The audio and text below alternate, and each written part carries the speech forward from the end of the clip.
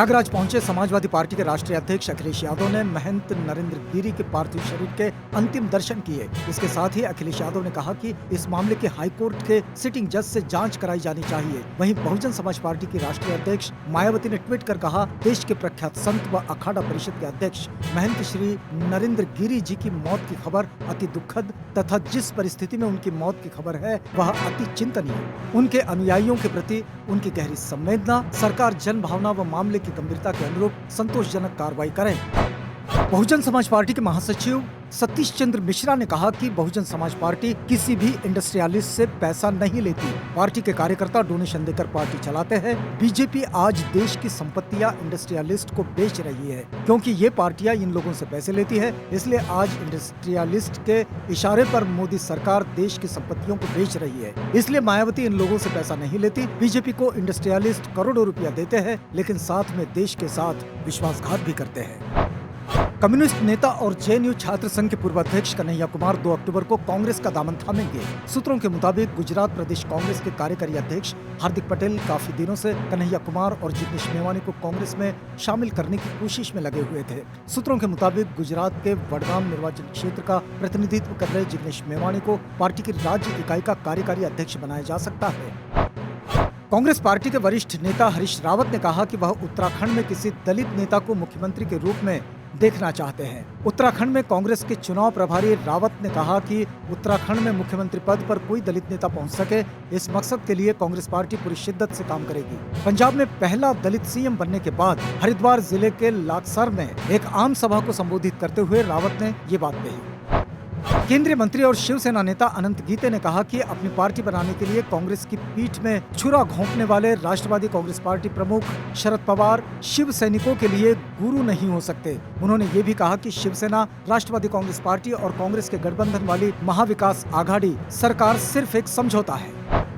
महाराष्ट्र के पूर्व गृह मंत्री अनिल देशमुख ने 17 करोड़ रुपए की आमदनी छुपाई है। देशमुख और उनके परिवार ने अनेक फर्जी कंपनियों में पैसों का लेन देन किया।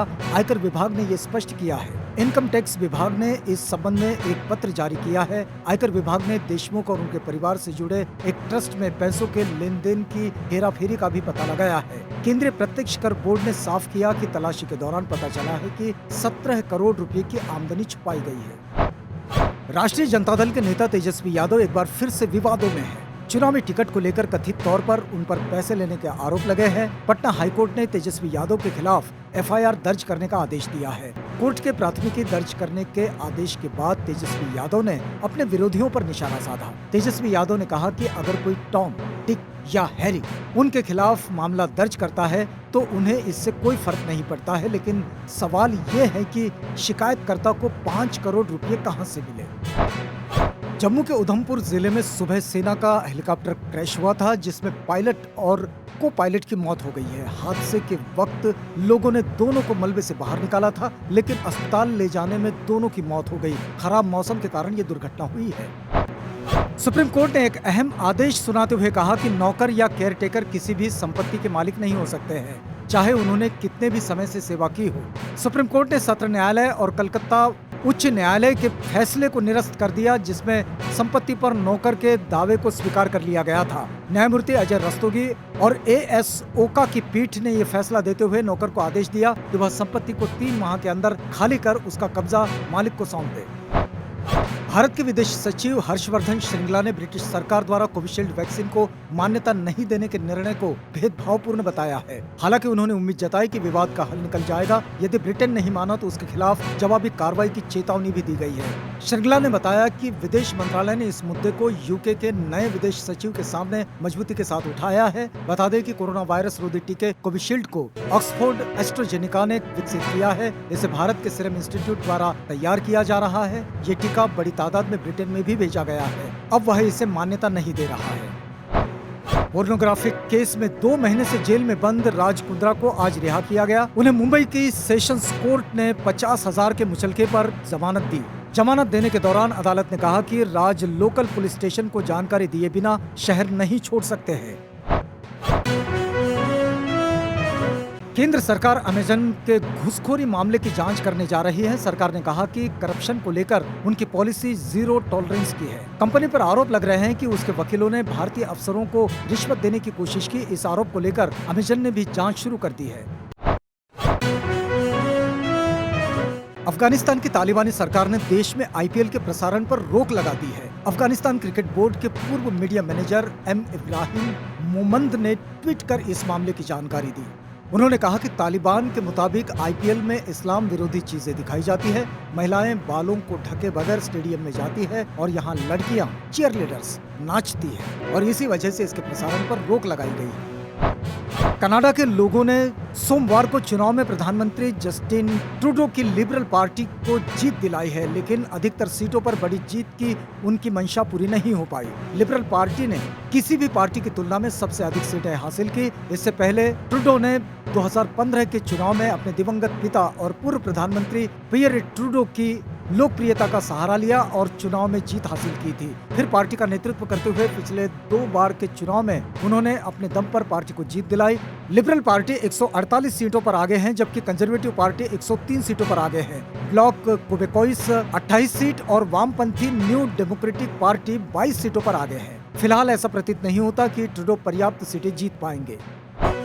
पाकिस्तान के इतिहास में पहली बार कोई हिंदू लड़की मुल्क के सबसे मुश्किल एग्जाम को पास करने में कामयाब हो गई है। 27 साल की डॉक्टर सना रामचंद्र गुलवानी ने सेंट्रल सुपीरियर सर्विसेज, जिसे CSS की परीक्षा कहा जाता है, इसे मई में ही क्लियर कर लिया था। अब उनकी नियुक्ति भी पक्की होने की मुहर लग गई है। रूस के चुनाव नतीजों में एक बार फिर राष्ट्रपति व्लादिमीर पुतिन की यूनाइटेड रशिया पार्टी को 2/3 सीटों पर जीत मिल गई है। देर रात वोटों की गिनती लगभग पूरी होने पर यूआर पार्टी को लगभग 50% वोट मिले। ये 2016 से 4% कम वोट है।